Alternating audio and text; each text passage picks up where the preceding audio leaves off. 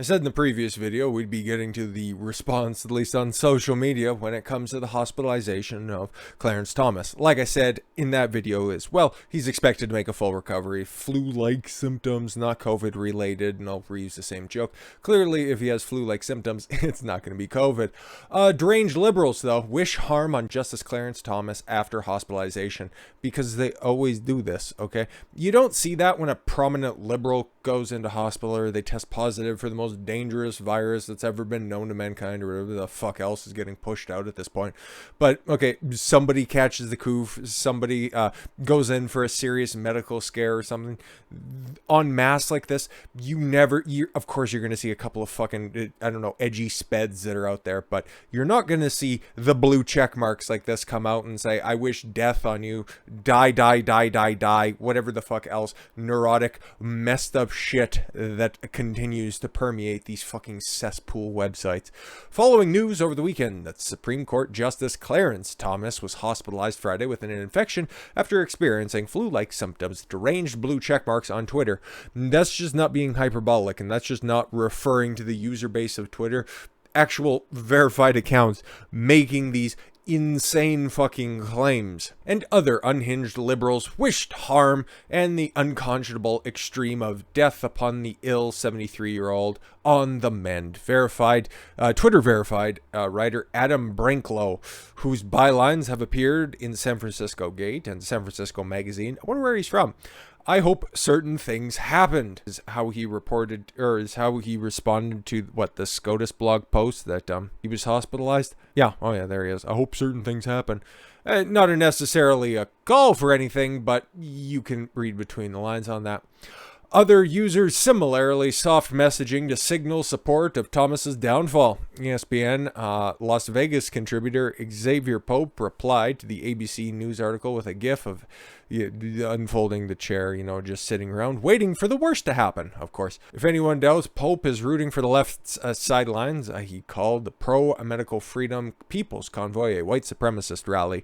So again, he just he's waiting around for the death of Clarence Thomas, noted white supremacist. Okay. Just jogging in to say I hope Clarence Thomas dies and his wife Ginny jumps on the funeral pyre, wrote New York City-based stand-up comedian Kath Barbado, whatever, some broad. But okay, it's a comedian, okay? And that's exactly what she wrote, okay? And these are her two tweets, okay? And I'm not going to be one to joke police or anything like that. And it's like, if you see a joke, or at least an attempt of a joke that's out there. God, my teeth and lips really didn't want me to say that fucking sentence, apparently. And fucking mouth is playing a joke on me. But no, if you see an attempt at a joke, Jesus fucking Christ, I guess I'm not supposed to be saying this stuff. Oh, I'm being canceled. Ugh. Anyways, no. You see an attempt that's out there, right? It's like, okay, it didn't quite hit the mark if you don't laugh at the joke that's out there.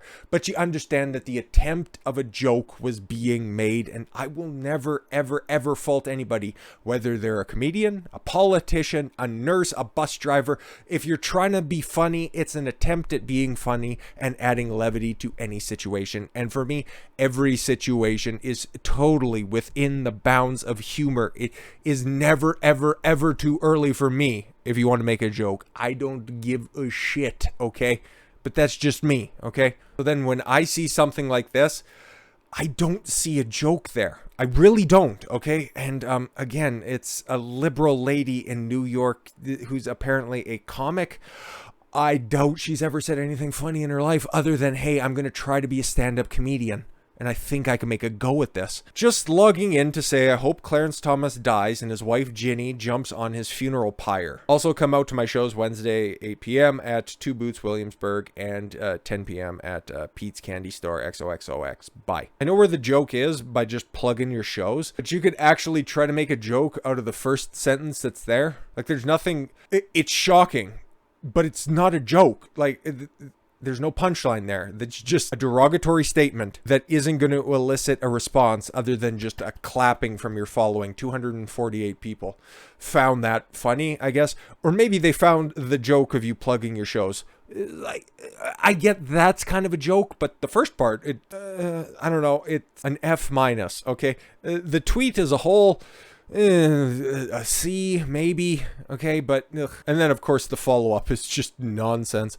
Upon further reflection of this tweet, I would like to make a correction. Probably don't come to both of these shows because I'll likely be doing most of the same jokes at both.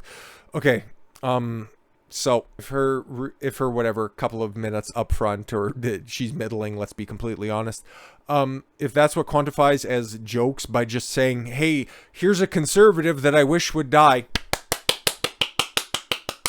is probably not a very good show anyways. Or if it's just going to be going up there and literally doing the YouTube equivalent of saying, remember to like, comment, and subscribe. College First co-host Jordan Holmes. Am I supposed to know who that is? Another comedian whose latest joke is calling for Thomas's demise, tweeted, in regards to Clarence Thomas, I'm currently chanting die, die, die, die, die, if you would like to join me. Okay, let's try to find the joke here. Okay, normally doesn't end well when you have to analyze something, a statement written on a digital paper in order to try to find the joke. Normally it doesn't play that well, but again, it's another one of those, I don't see the funny here. Like, unless she tries to put funny inflection on every single instance of die there, oh, I don't really know. No, it's just German for the. Maybe. I did. Again, that's another woman, though, trying to be funny. The hate spread to TikTok. Oh, it's TikTok. That totally makes sense. Where influencers such as social media personality, OG of the HRC, a fervent supporter of ex-presidential candidate Hillary Rodham Clinton. Get over it! It's been 6 years at this point. You fucking sped. Expressed sinful thoughts over Thomas's admittance to Silby Memorial Hospital. I mean, I know I'm not alone, right? The TikToker asked in a video. I'm not watching a TikTok clip. I don't even care if it's been clipped out by libs of TikTok. We are all there. We were all like, is karma doing its thing right now? She said in a TikTok clip, it's TikTok. Do you expect that amount of cancer over there? Conservative-leaning black justice, sudden hospitalization, precedes the Senate confirmation hearing of Joe Biden's diversity hire Supreme Court nominee Ketanji Brown Jackson, who not quite as soft on the sex offenders as they are on their childhood victims. Yeah, why are we surprised that these death threats are always constantly up there? They aren't necessarily death threats, they're just unsavory, to say the least. It's just funny, right? And normally, these responses, they're typical. You'd expect everything to come out like this. You'd also expect them to be taken down because, oh, there's a policy of, no, I don't know, calling for people's deaths or anything like that. Unsavory speech such as this. Many other people have been banned for less. Case and point.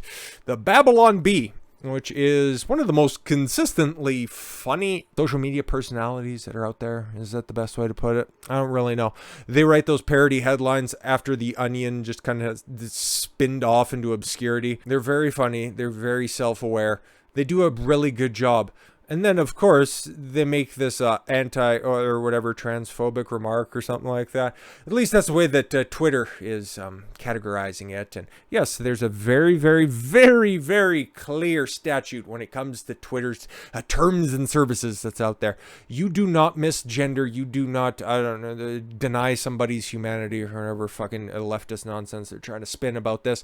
But you cannot willingly and knowingly misgender anybody who are in a part of this protective class that are out there. Otherwise, your account can be banned or terminated through repeated offenses. So it hasn't been terminated yet, but effectively, theoretically, it's been terminated because it's been put in this permanent stasis for clearly just saying and making a joke. Like, there's an actual joke here. You can see it. Leftists would criticize this as just, the right just telling the same joke over and over again that, the trans women aren't women. Isn't it funny? No, there's an actual joke here because there's like nuance to it. Imagine that. It's not just standing outside of a hospital just wishing everybody in the cancer ward to die. It's like very funny, very edgy. The Babylon Bee did the unthinkable. They told the truth on Twitter, so they were punished for it. And for that, their Twitter account has been temporarily suspended pending the deletion of the offending tweet. Exactly what happened if you cast your mind back to October of 2020. All the New York Post needed to do was just get rid of their tweet breaking the Hunter Biden laptop story, because it was clearly hacking, it was clearly Russian disinformation. Oh wait, it was totally real and legitimate, huh? Cool. Yeah, they were suspended for like 2 weeks, by the way, because they also wouldn't delete their tweet like the Babylon Bee, at least their founder, is saying. The offense was referring to male-bodied... It's this fucking 5-star, 95-star general, whatever the fuck she is, Rachel LeVine, the one who came up from Pennsylvania, whose mother or somebody, okay, their actual mother or actual father was in a nursing home in Pennsylvania. They got them out of there and into a safe facility that wasn't getting stuffed full of COVID patients. And then magically, because I don't know, maybe because they used to play football with General Milley, that's a real thing, by the way, through their connections, got to be Surgeon General, Assistant Surgeon General, something, some bogus fucking rank in the military. And then USA Today put out their Women of the Year gimmick, and yeah, Rachel LeVine was one of the proud and few that were nominated for such a prestigious award. Whatever. But yes, for clarification's sake, the offense was referring to a male-bodied person who was born a male, lived and worked as a man, grew long hair and donned women's clothes later in life, and claiming to be female, a man. The Babylon Bees, Seth Dillon, said that the tweet would not be deleted. I'm pretty sure he's the CEO or something like that. I can't quite tell. We're told that our account will be restored in 12 hours, but the countdown won't begin until we delete the tweet that violates the Twitter rules. And like I said, they're very clear rules that are on Twitter. You knowingly break the rules, you face the consequences. That would be fine if they were strictly enforced and everybody had to follow them, okay? That's why the first article in this video exists. It just goes to show all of these death threats, okay? All of these calls to theoretical violence that would normally get people taken down are totally fine when it's against conservatives. But as soon as a conservative comes out and makes a joke, that instead of Woman of the Year, LeVine just won Babylon Bee's Man of the Year. You can see the joke that's there. It's clearly a joke. It's clearly parody of the situation. But that's verboten. Because like it says here, after USA Today named LeVine Woman of the Year. Oh, she wasn't even nominated. She just won it because stunning and brave. How much have you done for Health and Human Services Department? Exactly fuck all. The Babylon Bee wrote their own send-up for that, saying that the publication had named LeVine Man of the Year. You can see the joke. You can see the parody. It's plain as fucking day. But it's not welcome on Twitter, because Twitter continues, okay, they already had a shrinking user base, and they continue to just peel it off more and more and more and more and more, because Babylon Bee is one of the most prominent users on the space. It generates a lot of traffic, a lot of people see their stuff, and then you take it and then you put it on all other alternative platforms, make it exclusive over there. You just shrink anybody who's going to still be willing to use such a divisive, such a blatantly biased source. You're just killing yourself. I don't get it. It's like your user base, it should be going outside of your fucking headquarters, and instead of chanting that about Clarence Thomas, they should just be using it as a warning. Twitter. But I don't know what the fuck is going on over there. I don't use the site. I'll dabble in it every once in a while if I need some up-to-date information about certain things that just aren't widely available, okay, about certain people, okay? But it's not a fair site. It's not an honest site. And it's really, if we're being completely fair, not a terribly useful site. So the sooner it dies, the better. Die, Twitter. With that said, I thank you all very much for the gift of your time. I've been Don Consuelo. Watch for all you got and get after it. Take care, everyone.